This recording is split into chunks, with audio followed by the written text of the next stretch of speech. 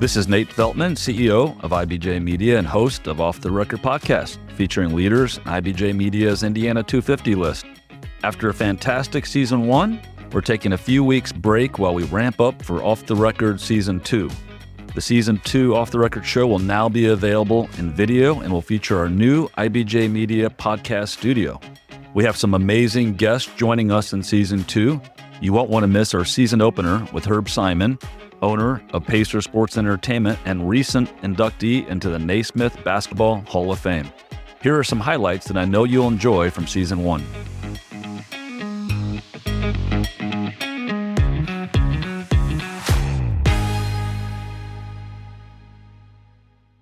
You mentioned January 6th, of course, is an important day in American history. I mentioned it in the opening.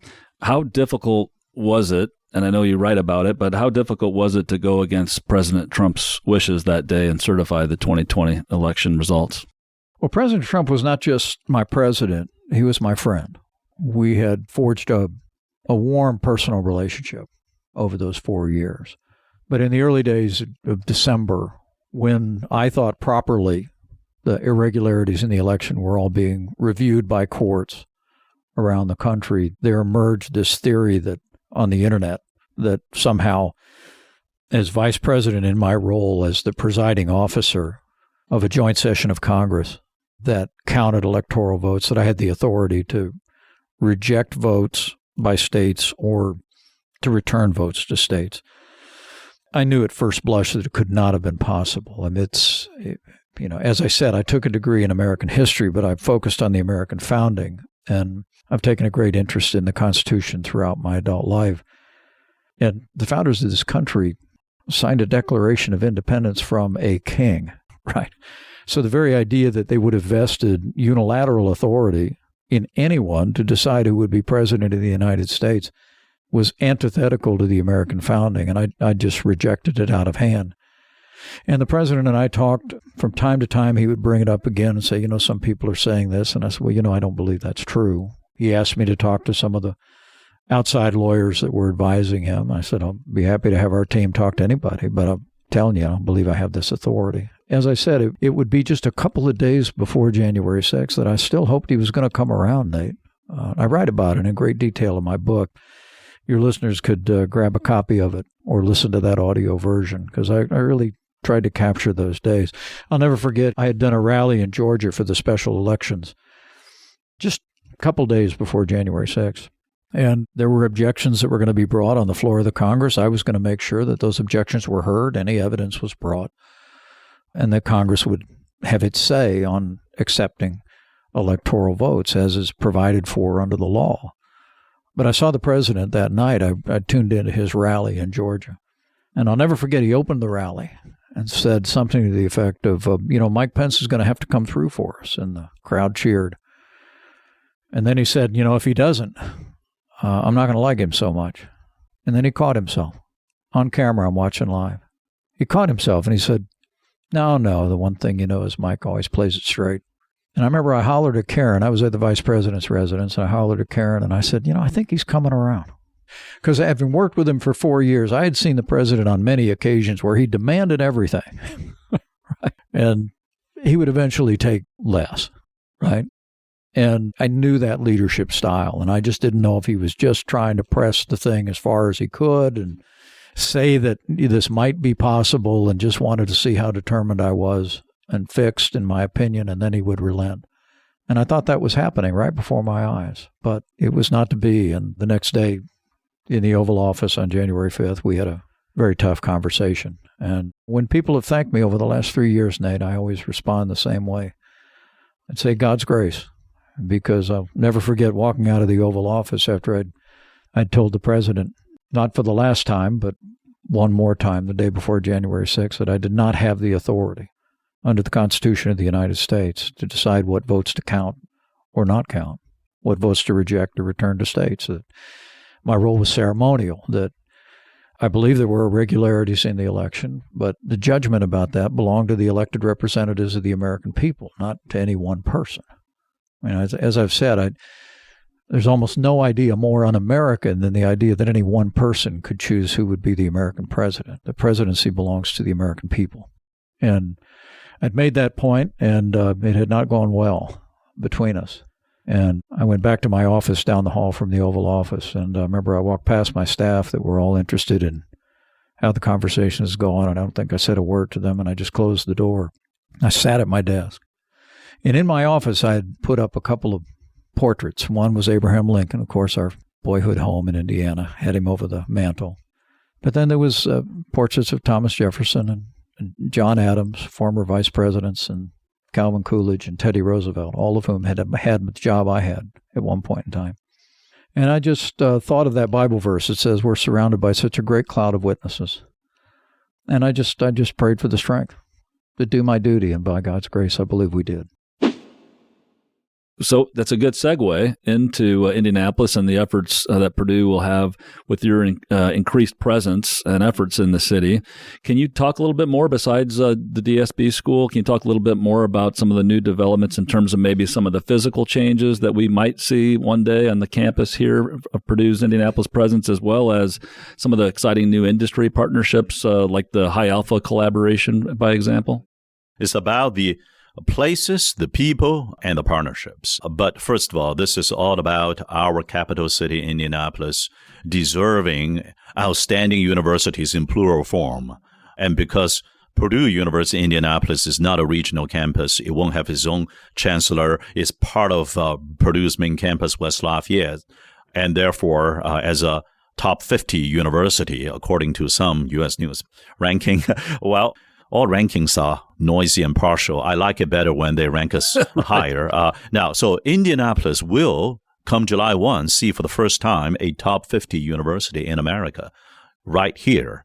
And this is all about our state, especially central Indiana, creating that jobs and innovation and workforce together. It's all about serving the need of our business communities right here throughout the city, not just downtown. But first of all, I have to say this is going to be 1 + 1 = 3 rather than 1 + 1 = half. And we thank President Pam Whitten and IU board and the entire IU team for working together as partners in creating the agreement that led us to this 1 + 1 = 3 coming up in July. And we thank Governor Holcomb. We thank the state legislature, because without their support, this wouldn't be possible as well. Now, the places, yes, 5 of the current buildings in engineering, technology, and sciences, but also the 28 acres that we were allocated next door across the street. But it's more than that. Have 1 floor in the High Alpha building in the beautiful Bottleworks district with Scott Dorsey and his partners over there. We're going to go to 16 Tech. We're going to go work with many other business partners. Think 11 Park, Elanco's new constructions, right? We're going to go to other parts of the city. So it will be diffused, just like those wonderful marbles in a very nice piece of steak. I'm a big steak eater, so my analogy is always food related, ice cream or steak related. Now, the programs. Yes, we'll be inheriting the engineering and technology and computer science part of IUPUI, but it's much, much more than that. Think about hospitality and tourism management. Think about all the health-related majors and degrees, including nursing, pharmacy, coming out of Purdue. Think about the Daniels School of Business. Think about practically every major and degree, undergrad and graduate and executive education coming out of Purdue. You're going to see the full power of Purdue at the 100% service for our city of Indianapolis. And ultimately, it's all about the partnership. And that's why we're going to have all of those engineering students must do at least 1 semester, if not a whole year, of learning while working as an intern, as a co-op students with local business. It's all about attracting new jobs and creating new startup companies. Purdue is top 4, not just in basketball and engineering, but also in patent received from the U.S. Patent Office. And we're going to bring that full power of Purdue to serve the future of the business community and the quality of life in Indianapolis.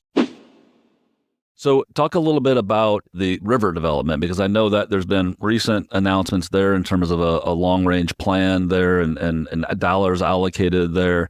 And I've been down there, and it's just absolutely beautiful. Near your headquarters, it's absolutely a beautiful area. But what do you think the opportunity is for Evansville especially, but all along the Ohio River there?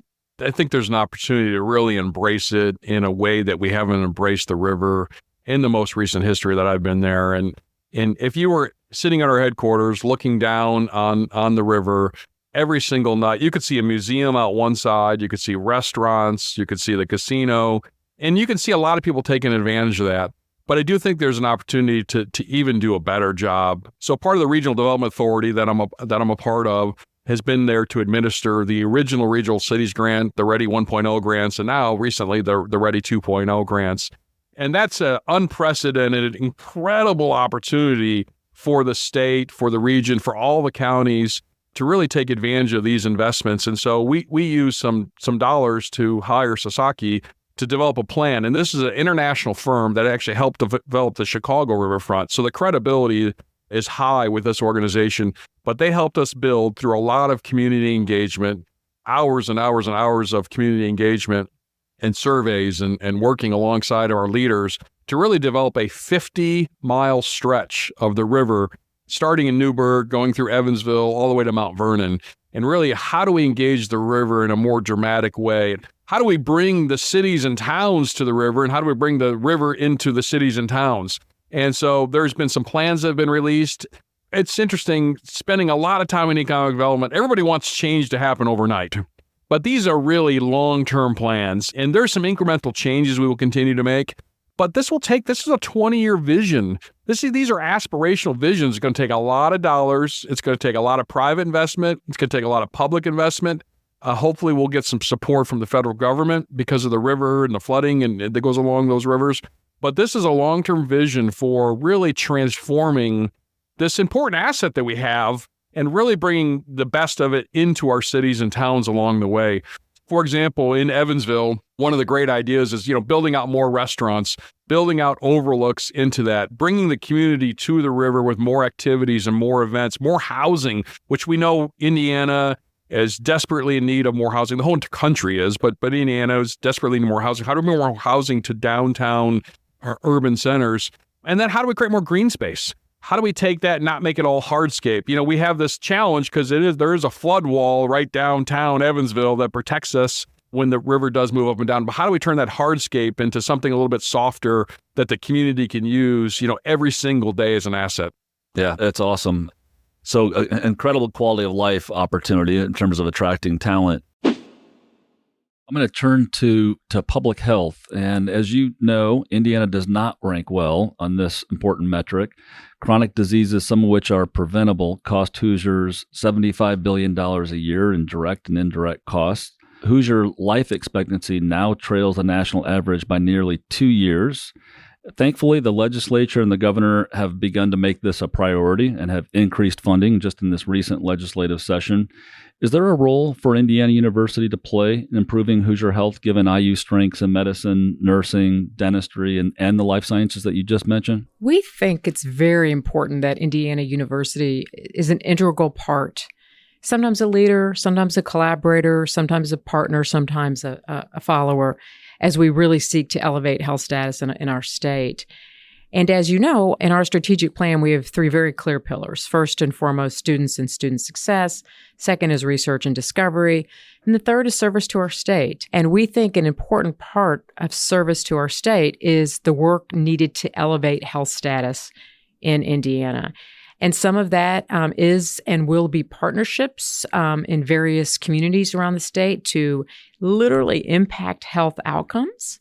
And some of it will be the role we need to play in increasing the number of workforce to provide health services. And so one example is in IU Indianapolis, we're increasing the number of nursing graduates by 50% right now to put out more nursing students. And so it'll be a mix of things.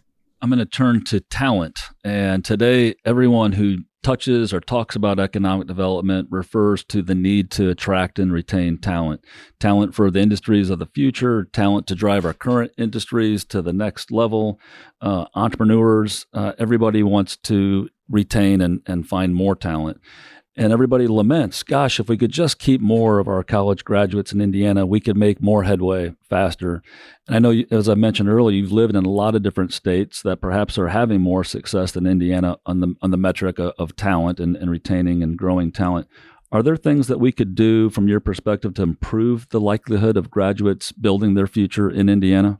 There are a number of things we can do. I think that the time is ripe for innovative conversations through our Commission of Higher Education, which is led by the very talented Chris Lowry, to look into kind of exciting opportunities to retain our best high school students in the state of Indiana to go to school. Things like the Hope Scholarship in Georgia were wildly successful. So let's look at what that might mean, something that might do the same in Indiana.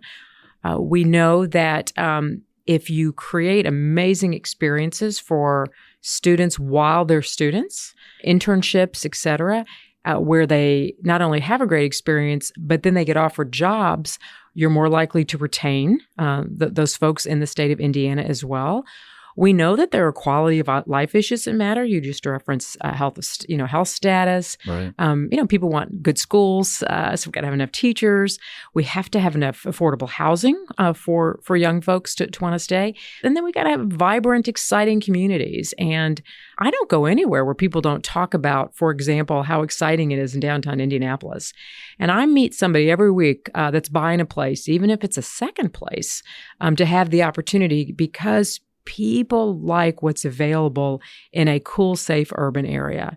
And then certainly, of course, we have wonderful towns. I mean, I love Fort Wayne. And you've been to Bloomington. You know how beautiful it is as well. So we've got a lot of assets in this state. And so we need to start more intentionally connecting the dots. To learn more about other leaders on IBJ Media's Indiana 250 list, go to indiana250.com and look for a Page 2 feature each week in IBJ. We'll be back with the new Indiana 250 off-the-record conversation soon.